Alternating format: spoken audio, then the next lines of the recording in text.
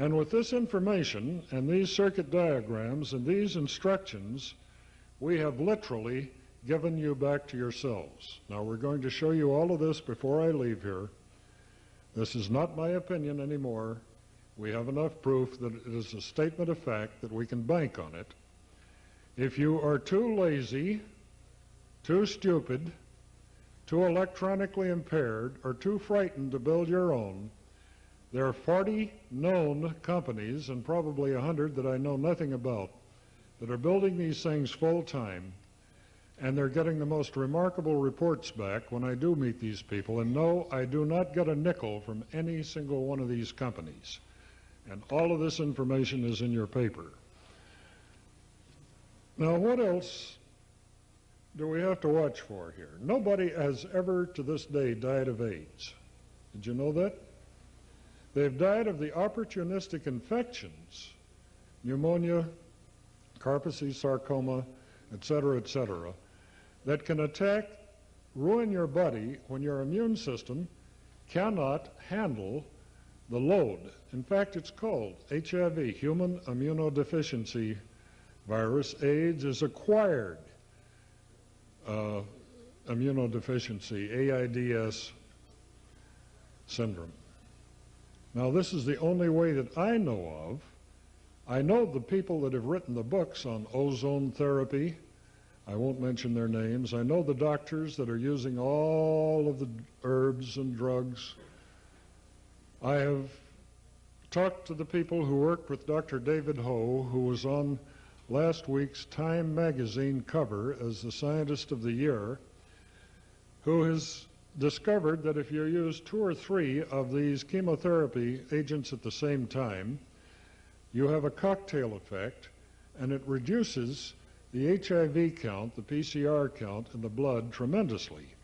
But what he didn't tell you, and I think I'll read this. This was in the Los Angeles Times, December 10th, 1997.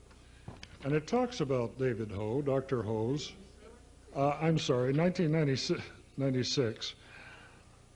Drug combo knocks HIV down, not out. An amazing thing happened. They took some of these patients that were on combination therapy, which incidentally cost $20,000 to $60,000 a year. As soon as they stopped taking these cocktails, they're called, or combinations, they got immensely higher elevated, up in the millions and billions AIDS counts, as though these chemotherapy agents, AZT, DDI, DD5, etc., had held this viral load down in the blood as long as they were taking it. The minute they stopped, it rebounded. Many of the people were critically ill, and they had to put them back on it immediately. So once you start this cocktail therapy, as it's called, you're stuck with it for life as long as you live. And as you know from the International AIDS Conference in Japan last year, Okinawa, they found that none of these AZTs, etc., prolong the life of one single AIDS patient one day. I see many of you have read these papers like I have. They're simply a promise. They're engineered to get your money while they give you hope. I was beaten up and bloodied. I was hit over the head. I had blood running down my face by AIDS Act Up. David Miller it was that was running this crusade in New York City in February. He called the hotel, told them if the hotel allowed me, this is the Hotel New Yorker and the Hotel Pennsylvania, they had the combination meeting at these 2 hotels, that they, AIDS Act Up, would burn down those hotels. So they gave me a bodyguard, but he wasn't around there all the time. They said, Bob, do not use the front door of any hotel here. Go around back. Use the service entrance. Use the one under the sidewalk. Never go out the front door of this hotel. Use the side entrance, service entrance, delivery entrances. And the last I was there, and I had to run out front and get a shuttle to take me to the New Jersey airport to bring me home. There was a guy standing across the street with a video camera, and a guy that hit me over the head and bloodied me, And I didn't chase him down the street because my knees aren't very good. I don't have any cartilage in them. But when's the last time you saw me, Ivan? About 3 years, 4 years ago? You notice anything that's different?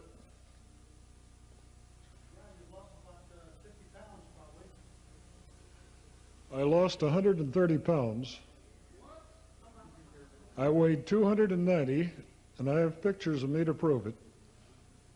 My hair on top was thinner than some of my old good buddies here. I had a nice little fat fringe around the outside. As soon as I got rid of the adversaries, the aliens in my blood, my immune system took over. When I got rid of the half a pound or so of parasites that every man, woman, and child in America, if he's more than 4 days old, is carrying, a newborn baby in 4 hours has breathed enough air to become infected with Candida albicans. If you live in America, there are 140 known indigenous parasites that any medical parasitologist will tell you live here and in us. If you live in Africa or the tropics, there are 500 identified, known, and maybe half again that many that are unknown. When we got these parasites out of my body, I did, wearing this thing on my wrist, an amazing thing happened. I began losing weight like crazy. I thought, my God, if I got stomach cancer, am I wasting away with something? No, I was in better shape than I was before I started. The parasites, this is a theory, about 30% of the parasites that live in human beings, and these can range from 14 feet long if they're a tapeworm down to microscopic size, which is why they have to use microscopes to do the stool analysis if you go in for a check. These parasites were setting my appetite. If you'll think about this for a minute, stay with me. It is not what you eat or how much you eat that has anything whatsoever to do with your weight. It is how much of what you eat you store as fat, because the parasites have changed the P51, the leptin, and about 5 or 6 known neurotransmitters from the hypothalamus, the apostat, to feed them tomorrow. Many of these parasites have coexisted with mammals, apes, elephants for 20 million years. And the anthropologists will tell you they find them. Whenever they find a carcass frozen in the ice floes, these things have had parasites for about as long as man, however it might be, has been on the planet. These parasites have learned to use you as a meal and not kill you, because then they're going to die themselves, like Ebola. It runs its course in a couple of weeks, Ebola. Many of these viruses do that, but these parasites almost kill you and use you for a meal the same way as we send cattle to a feedlot before we take them to market. And when these parasites vanished from my body, and this is provable by dark field microscopy, phase contrast microscopy, any doctor that does this analysis can prove it. You don't have to take my word for it. I lost all of that weight, and before this time, I had offered $10,000 cash currency under the table to anyone who could get this weight off of me.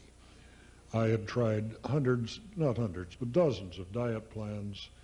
I had tried these canned meal, Jenny Craig type adventures. I had been injected with pregnant mare's urine, gonadotropin. I know some of you have been through the same things. I had taken legal methamphetamines to control my appetite. I had been on the protein-sparing fast where we drank glue to rebuild our muscles as we were losing the fat. I had tried everything until I had nearly killed myself. And until I found the true cause of what I believe is, well, about 30% of the people who are overweight, and this was certainly me.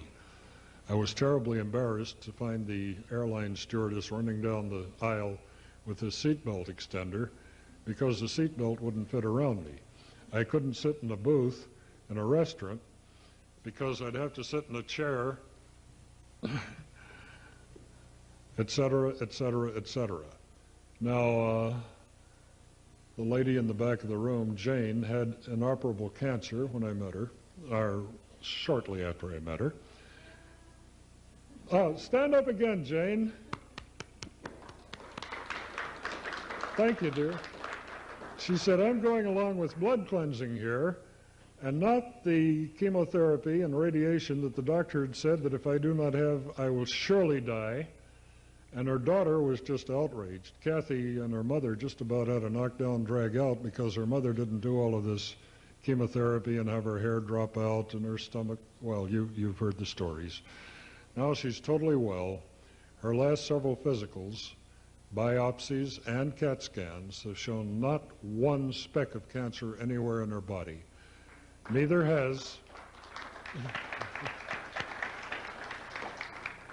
have dozens and dozens of terminal cancer patients.